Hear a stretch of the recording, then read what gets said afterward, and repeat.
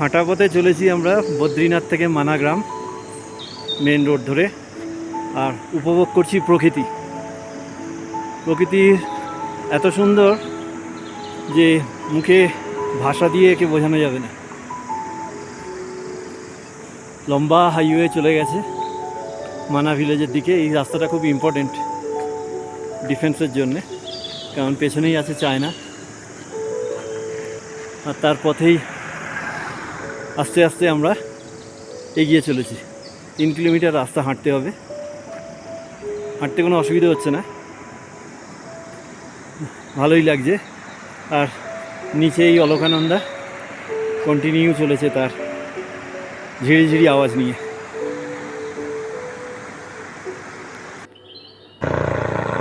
এই একটা হেলিকপ্টার যাচ্ছে,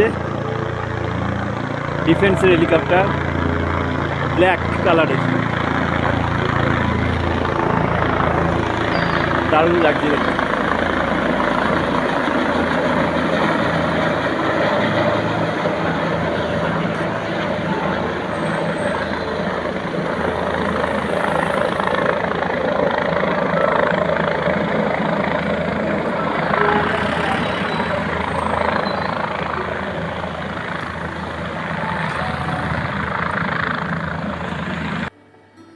আমরা চলে এলাম বদ্রীনাথ থেকে মানা ভিলেজে। ওই যে দূরে দেখা যাচ্ছে মানা বলে লেখাটা। পুরো রাস্তাটাই হেঁটে চলে এসেছি অপরূপ প্রকৃতির মধ্যে দিয়ে। অসাধারণ জায়গা, আমার মতো অনেক কিছু দেখতে দেখতে এলাম। পাহাড় তো দেখছি, তার সাথে আর্মিদের বেস ক্যাম্প, হেলিপ্যাড, এইগুলো তো খুব ভালোই লাগলো। এছাড়াও রাস্তাটা এত সুন্দর যে রাস্তা দিয়ে হাঁটতেই মানে এত ভালো লাগছিল যে মনে হচ্ছে যেন এই রাস্তা যেন না ঘুরে। আর এছাড়া তো প্রকৃতি আছেই, এই সবগুলো তো আছেই, দেখাই যাচ্ছে আর কি। খুব উপভোগ্য রাস্তা, এবং এই রাস্তার সাথে সাথে এখানকার মানুষজনও খুব হেল্পফুল। তাদের কয়েকজনের সাথে কথা বললাম। আর্মিদের একটা গ্রুপ গেল, তাদেরকে আমরা স্বাগত জানালাম, তারাও আমাদেরকে রেসপন্স করলো সেইভাবে। এইভাবেই চলেছি, আস্তে আস্তে পৌঁছে যাব এবার আমরা মানাগ্রামের আসল জায়গায়। Mount view cafe and restaurant, welcome to India's first village মানা। এইখানে সব কিছু পাওয়া যায়, একটা রেস্টুরেন্ট, এবং এটা হচ্ছে প্রথম ক্যাফে বলা যেতে পারে। আগে এটাকে ভারতের শেষ ক্যাফে বলা হতো, মোদি সরকার আসার পর এটাকে প্রথম ক্যাফে হিসেবে বলা হয়। এবং এখানে আমরা কিছুটা রিফ্রেশ হয়ে তারপর আমরা এই রাস্তা বরাবর সামনে চলে যাব। কিছুটা গেলেই রাস্তাটা দুদিকে ভাগ হয়ে যাচ্ছে, একদিকে বসুন্ধরা ফলসের দিক, আর একদিকে ব্যাসগুয়া, গণেশগুয়া এগুলো আছে। তো সেই বরাবর আমরা যাব, তার আগে কিছু আমরা খাওয়া দাওয়া করে নিই। একটু লিটল রিফ্রেশমেন্ট, পকোড়া, তার সাথে একটু সামান্য সস দিয়ে। কেমন হয়েছে পকোড়া? আর এক প্লেট খাবে? সত্যি পকোড়াগুলো খুব ভালো। পেঁয়াজ অনেকদিন বাদে পেঁয়াজের স্বাদ পেলাম, এতদিন তো পেঁয়াজও খাইনি। জল খাবার খেয়ে আমরা এগিয়ে চললাম মানাগ্রামের অন্দরে। কিছুটা গিয়ে এই রাস্তাটা দুটো ভাগে ভাগ হয়ে যায়। ডান দিকে যে রাস্তাটা সেটা ব্যাসগুয়া এবং গণেশগুয়ার রাস্তা। বাঁদিকে এই যে মন্দিরটা দেখছেন, এই রাস্তাটার বাঁদিক গেলে এই সরস্বতী মাতার মন্দিরটাকে আপনারা পাবেন। এবং এই রাস্তায় সোজা চলে গেছে স্বর্গরোহিণীর পথে। যে স্বর্গরোহিণীর পথ, সেই পথে চলতে আমরা বসুন্ধরা জলপ্রপাতটাও দেখতে পাবো, যা কিনা এইখান থেকে প্রায় 6 কিলোমিটার ট্রেকিং রুট। এই যে মন্দিরটা সরস্বতী মাতার মন্দির, তার ঠিক পাশেই আছে সরস্বতী নদী, যে কিনা এখানে অন্তর্ধান হয়েছেন। তার খরস্রোতা ধারাটা আমরা এখানে দেখতে পাই, কিন্তু তিনি এখান থেকেই পাতাল প্রবেশ করেছেন গণেশের অভিশাপে। এইখানে একটা আশ্চর্য কাহিনী আছে। এই নদীতে স্নান করে পাণ্ডবরা যাত্রা শুরু করেন স্বর্গরোহিণীর পথে, কিন্তু কিছুতেই স্বর্গরোহিণীর পথে যেতে গিয়ে এই নদীটাকে পার হতে পারছিলেন না দ্রৌপদী মাতা। তখন দ্বিতীয় পাণ্ডব ভীম এই নদীর ওপর একটা বড় পাথর এনে বসিয়ে দেন ব্রিজ হিসেবে, যেটার ওপর পা দিয়ে সবাই স্বর্গের পথে যাত্রা শুরু করেন। এখানে এই পঞ্চপাণ্ডব তথা দ্রৌপদীর এই প্রতিকৃতিগুলো রাখা আছে। প্রচুর মানুষ যারা বসুন্ধরা জলপ্রপাতের দিকে যাচ্ছেন তারা এনাদেরকে দর্শন করছেন, ফটো সেশন তো চলছেই।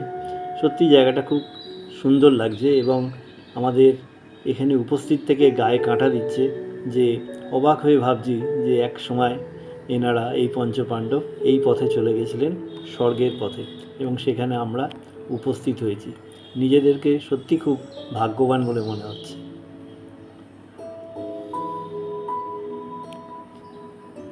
এটা সেই সারমেয় যিনি যুধিষ্ঠিরের সাথে গিয়েছিলেন ছদ্মবেশে, পরবর্তীকালে ইনি ইন্দ্র হিসেবে নিজেকে প্রকাশিত করেন।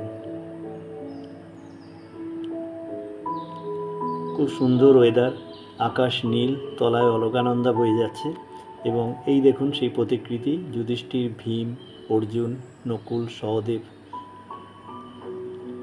এদিকটা আমরা চলে এলাম। এই দিকটা হচ্ছে সেই ব্যাসগুহা এবং গণেশগুহার রাস্তা। এখানে একটা অদ্ভুত, প্রতি বাড়িতেই না খুব সুন্দর সুন্দর এই পৌরাণিক যুগের কাহিনিগুলোকে ছবি হিসেবে এখানে দেখানো হয়েছে। সত্যি এখান থেকে অনেকটা আইডিয়া পাওয়া যায় মহাভারত সম্পর্কে বা তৎকালীন পৌরাণিক যুগ সম্পর্কে। এই রাস্তা বরাবর চলে গেলে আমরা পাবো প্রথমে গণেশ গুহা এবং তারপরে ব্যাস গুহা। এই যে মন্দিরের প্রবেশপথটা দেখছেন, এটাই কিন্তু গণেশ গুহা। এই হচ্ছে তার উপরে মন্দির, এবং এখান থেকে যদি আরেকটু ওপরে চলে যান তাহলে আপনারা পেয়ে যাবেন ব্যাস গুহা। এই যে এইটা হচ্ছে ব্যাস গুহা, ব্যাসদেবের মন্দির। বলা হয় ব্যাসদেবজি এখান থেকে মহাভারতের ডিটেকশন দিতেন গণেশজিকে, এবং গণেশজি ওই যে মন্দিরটা দেখালাম ওইখানে বসে উনি মহাভারতটা লিখতেন।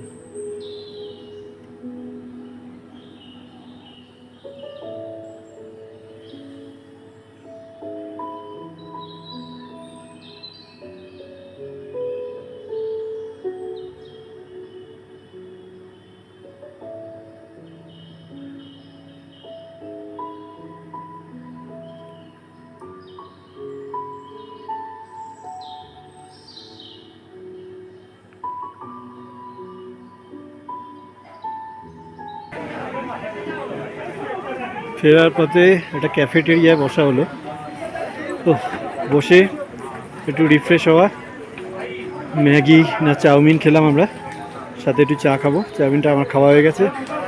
চা খেয়ে রওনা দেবো নিজেদের হোটেলে। মানাগ্রাম ভ্রমণ শেষ হলো আমাদের। অদ্ভুত একটা ঘোরের মধ্যে দিয়ে যেন শেষ 5-6টা ঘন্টা কাটালাম। কত পৌরাণিক কাহিনী যা আমরা বইতে পড়ে এসেছি তার সাথে সম্পর্কিত এই গ্রামটা। মণিভদ্র আশ্রম, যা কিনা অলকানন্দা ও সরস্বতী নদীর মিলনস্থল কেশবপ্রয়াগে অবস্থিত ছিল, আর সেই মণিভদ্র আশ্রম থেকেই এই গ্রামের নাম হয়েছে মানাগ্রাম, এরকম বলা হয়। এই গ্রামে মোটামুটি 558 থেকে 560টি বাড়ি আছে, যার জনসংখ্যা প্রায় 1500 মতো আর কি। আজ থেকে বেশ কিছু বছর আগেও এই গ্রামে খুব একটা মানুষ কিন্তু আসতো না, কিন্তু এখন প্রচুর মানুষ আসেন। অনেক হোমস্টে আছে, ভালোই হয়েছে। এখানে প্রচুর মানুষ আসায় এখানকার অধিবাসীদের জীবনযাত্রার অনেকটা উন্নত হয়েছে। বিকেল প্রায় শেষের পথে, সন্ধে আসন্ন, আমরা হেঁটে চলেছি আমাদের বাড়ির পথে। পাহাড়ের মাথায় বরফ, কিছু কিছু জায়গায় গ্লেশিয়ার, অদ্ভুত শান্ত একটা পরিবেশ। যে রাস্তা দিয়ে আমরা চলেছি সেই রাস্তা দিয়ে হাঁটতেও যেন মনে হয় যে এই অনন্ত হাঁটা যেন আমাদের শেষ না হয়। দূরে পাহাড়ের মাথায় কিছু কিছু অংশে এখনও হালকা রোদের ছিটে রয়েছে। আমরা চলেছি আমাদের ফেরার পথে।